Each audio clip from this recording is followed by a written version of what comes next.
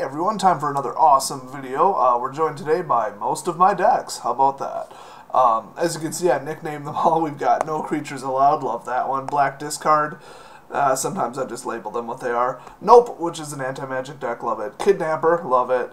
Avalanche, my legendary banana deck. Everybody knows this one at F&M. They've all heard the legend of the banana. Then F&M White, Nuke Everything, and Just Scoop Already, which is a life gain deck. I love it. That's my personal favorite. But today we're going to talk about Avalanche, which was formerly named Snowball, but I thought that sounded too much like, I don't know, like a guinea pig name or something.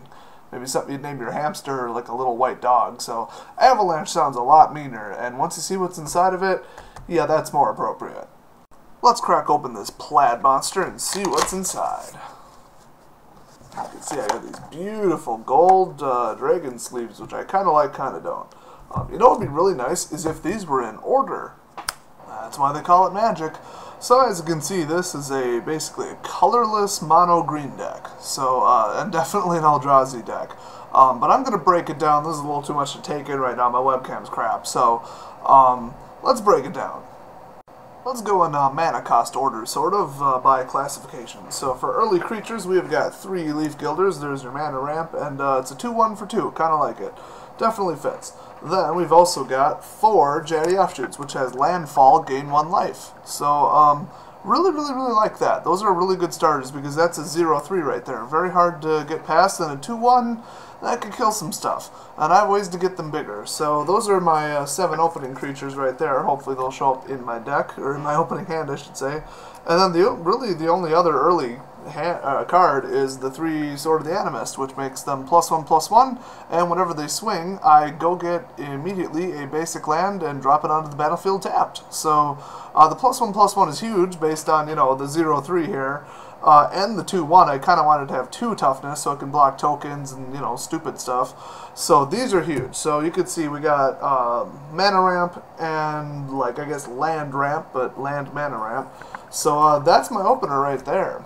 Next we've got, in the mid-range, Retreat to Kazandu. This is huge because it has 3 of them only. Landfall, whenever a land enters battlefield, you can either put a +1/+1 counter on target creature, or you can gain 2 life. Now you remember I have landfall gain 1 life, and I have a kind of weak creature with no, you know, with 1 toughness, and then the 0/3 needs some offense. So this is huge. This is either just stall until I can get out my big stuff with life gain, you know, hopefully take some hits. Or just make my creatures bigger if it really isn't working out. I'll just make a 10/10 like Elvish Mystic clone. I actually don't remember what that card is called. Then of course, in the mana ramp department, we've got 3 Hedron Archives. I've been thinking about pulling them, but they really do fit because they cost 4 and they come out and immediately tap for 2. So you can also late game pay 2, tap it, sack it, and then draw 2 cards. That's huge. So also, if you put a card on top of your library, you could immediately draw it. So there's a lot of combos in this deck. Next, I guess you could call it mid-range. Yeah, we got From Beyond. Every single upkeep you get a 1/1 Scion that you can sack for 1 mana. I love it. But the best of the best of the best is pay 2, sacrifice From Beyond, and search your deck, or your library, it says, not your deck, for any Eldrazi card at all. So it could be an Eldrazi spell. Those actually don't exist in Standard, but you could go get any Eldrazi, regardless of cost, and put it directly into your hand, which is huge. So late game, when you stop needing Eldrazi Scions, when you already have enough, or you're done chump blocking with them, you can just go get anything. And then you've probably got a pile of Scions to summon it. So I absolutely love it, but you can see the costs get really high really quickly, but that's why there's way more than the normal amount of lands in this deck. Then we've got Oblivion Sower. It costs 6, it's a 5/8, so it's a huge blocker, but it's a huge threat on offense, and it only costs 6. I mean, if you add those up and do some division stuff, this is the best stats for 6 that you're going to see in the entire Eldrazi set. So 3 of these, I thought that was appropriate.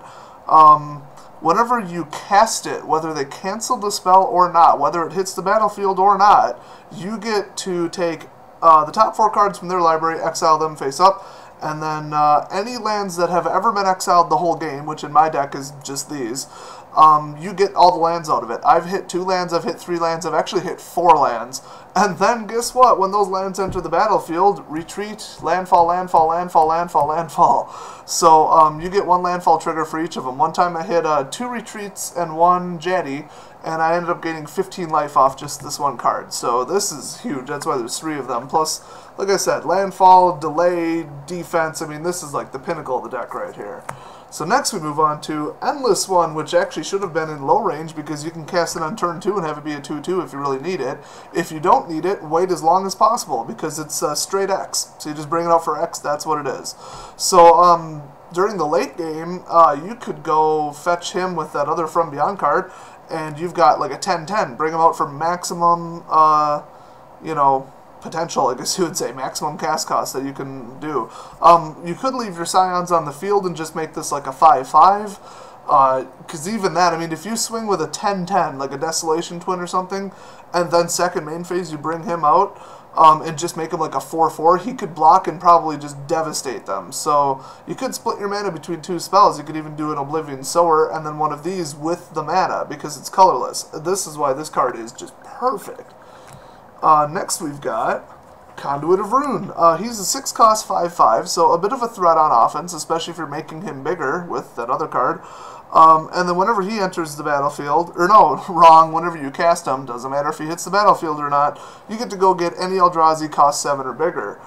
Very nice. And then if he stays out, the very first creature spell you cast, not Eldrazi but creature, on any given turn costs 2 colorless less. So that actually does apply to Endless One. You can select 10 as the X value, and then pay 8, and he comes out with 10. That's the official ruling on that. So these guys are huge because you can actually win the game if you get 2 or 3 of them out. I mean, they're 5/5s. Hello.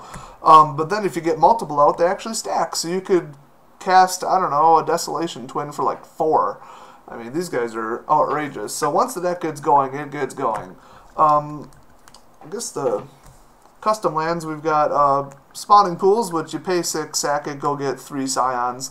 Whatever, something to do. You could do it on defense, you could do it on their turn, you could chump block with them. They probably are just too lazy to read what specific land you dropped when you drop it. Plus it's colorless, not a big, you know, problem, and I've only got 8 colorless in the deck. Then you've got Blighted Woodland. This is huge, huge, huge. Sacrifice Blooded Woodland after paying 4, and only one of it has to be green. And then go get 2 basic land cards, put them onto the battlefield tapped. So you got a double landfall trigger right there. Plus you could drop in this card, immediately sacrifice and go get 2 more and triple trigger. And you could trigger landfall off your turn. You could do this ability during their end step.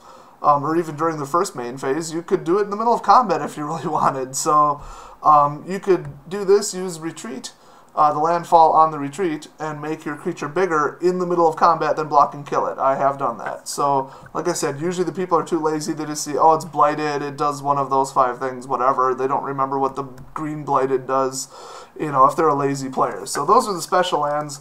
All the rest are forest. I mean, it's just straight forest. Nothing creative there. But you're probably wondering, what is the point of this deck? Here's the point of this deck. These are the 5 all-stars, or as I like to call them, I think I either called them Planeteers or Power Rangers, depending upon how I feel, but they're pretty much all Captain Planet because you go summon them. Jeez, I gotta clean this surface. I got crumbs everywhere. We got Desolation Twin. Whether he resolves or not, you get that 10/10 token. So for 10, and usually it's reduced by the time I bring them out, you could get 2 10/10s. That's huge. If they have creature kill or any kind of anti-magic, I would definitely go get this one. So I usually, when I go fetch, which you remember there are 8 cards that go fetch, Conduit and From Beyond, they go fetch any Eldrazi I want. I would get this if they have an anti-magic deck, or, like I said, big creature removal, because then they have 2 targets. Next up, we've got Void Winnower, the devil himself. You know what this does. They can't cast even spells. So if you're just and then they can't block with creatures with even converted mana cost. So if a lot of their stuff is even, throw them out. Even if a lot of the stuff is odd, throw them out anyway. It's going to disrupt them. You probably just made 40 to 60% of their hand completely useless. So this is huge, huge, huge. But if you think they're going to counter it with any kind of anti-magic, yeah, this is the one they'll counter. They're not stupid. unless you play stupid people. And then we've got for 8, the Breaker of Armies. He is for 8 mana, a 10/8. All creatures must block him. This is a way to eliminate all their creatures if they're causing problems, like if it's like an allies deck. Not really. I mean, you saw the other guy has trample. I mean, that's probably a better way to handle it and win a couple turns earlier. This is more like, I already have a Desolation Twin out. They have 9 life. I need to swing with this guy in the Desolation Twin, and then they can't block the Desolation Twin because all creatures able to block him. So, you know, you could use it as mass removal of their line, I guess. It's just not that great. I just like that it costs 8 and it has 10 power. That is hilarious. This is actually getting replaced with Ulamog himself because he's just better, because this can't swing on the turn it comes out. So he costs 7, he's a 7/5. 5 is not that hard to kill. A lot of Dragon Elemental tokens, you know, you got problems there. But he has like Fake Annihilator too, but it's even better because they get exiled instead of sacrificed. But whenever he swings, defending player exiles 2 permanents he or she controls. So they get to choose them. That's why I like Ulamog better. He has, whenever you cast him, so even if they cancel him, you get to exile 2 of their permanents of your choice. So you could just target just their creatures, just their lands. But one time I had a guy with 2 giant dragons and 4 lands out. That was it. I mean, the rest of the deck was anti-magic. So I brought him out, started swinging. 2 turns later, they had nothing left, basically. They're not going to block with their 2 lands that they have left or their 2 creatures. So I like him, but I like Ulamog better because he'll nuke your deck just as quickly as that removes permanents. So then we've got, finally, the Eldrazi Devastator. He's just an 8/9 for 8 with trample. So if they've got a whole line of creatures and you think they'll block your Void Winner one at a time, just bring him out. He'll just trample past. And then with the little tiny toughness boost, whoops, of 9, he's a little bit harder to kill even if they triple block him. So I really like him. So those are the 5 that I go fetch. So I was going to call this deck Go Fetch or Go Fish or something stupid like that, but yeah, I've been winning with it. I went 2-2 and then had to drop at the last tournament, and it beat almost all the people I play tested it against. So this is a fantastic deck. The only problem is I wouldn't play with it until I can make it a little bit faster, which is why the original deck did not have as much mana ramp. So I'm trying to make it faster so that this stuff comes out earlier, before they can, you know, get a clue and load their hand with control. Because one guy, he was playing just blue-black control with a ton of anti-magic, and he canceled 4 out of the 5 of these. That's pretty hard to do, and he started getting really mad when he found out that some of these abilities still go off. That was actually funny. He was going to flip that table, I tell you. But, yeah, this is my Eldrazi deck, and the best description of it I can say is it's the most stable, relentless, unstoppable deck. It's really, really, really hard to stop because of all these like side effects and the fact that, you know, certain things like landfall, you can't cancel them. The abilities of the land to go fetch stuff and summon Eldrazi, you can't cancel that. So it's practically immune to control. And if you cancel one of these, like if you cancel Conduit of Ruin, I'm just going to go get the 7 cost anyway. I didn't even really need him on the field except for the cost reduction. So yeah, this is definitely my favorite Eldrazi deck. Now, a lot of people are playing 2 or 3 color Eldrazi decks. I don't really agree with that. I looked at all the color, the mixed colors. Unless you're doing like an ingest control or some weird like hybrid deck that's not pure Eldrazi or doesn't try to get out guys this big, okay, I could see it. But honestly, if you go pure blue ingest, all the blue processors suck, so you could maybe mix a color, but that would be the way to go. But I've noticed that Exile, or I should say just ingest in general, and then processor abilities, they're just not very good. Now, you notice there's redundancy in this deck. So much redundancy, because we've got, like, fetch, and then... Oh, I'm never going to pick these out in time. Hold on. And then we've got fetch. So, 2 ways to go fetch my Titans when I need them. I just call them all Titans if they're big. I know they're not literally Titans. There's only 3 of them, whatever. Then you got Mr. Flexible Guy, love him, and you can go fetch him if you really wanted. So he's early game, late game, so he kind of is 2 cards by himself. Then we've got mana ramp, delay, mana ramp, delay, and then mana ramp. So it's about as fast as you can possibly get. And then, like I said, you start slapping counters and swords on these 2, it's over.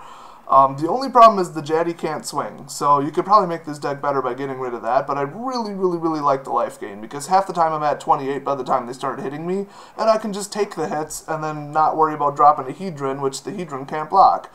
Alternatively, you could replace the Hedron with the Channeler of Kozilek, I believe it's called, or Kozilek's Channeler or something, you know, the what is it, a 4/4 for 5 that taps for 2 mana, but the Hedron can tap the turn that you cast it, and it costs 1 less.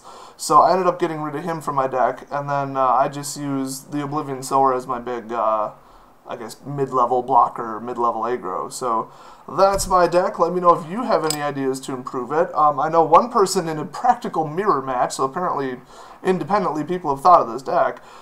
He had, I don't remember what it was, but it was, if your total attack power is 8 or greater, you can grant 1 creature haste, or all your creatures gain haste or something. I think it's Sirach. That might be the card. But yeah, he was just unreal, because he would drop in like 2 Desolation Twins and just swing with them. Or he'd drop in Ulamog and swing with them. So it was pretty rough, but it was slower than my deck, so I ended up actually beating him. So this is the fastest pure Eldrazi deck that I think you can build. I just can't imagine this being faster, because you'd have to do like sorceries that bring out scions, and this one like actually makes use of the landfall instead of just dropping in lands for the sake of having lands and having more mana. So if you're looking for a just hilarious deck to play at FNM, this is the one. I guess I'll post the full deck list below, even though I don't recommend people net deck. Feel free to make your best attempt to improve this. I already did between FNMs because I got just demolished with the first edition of this one. But the second edition worked great, so there's probably room for improvement. So talk to you next time.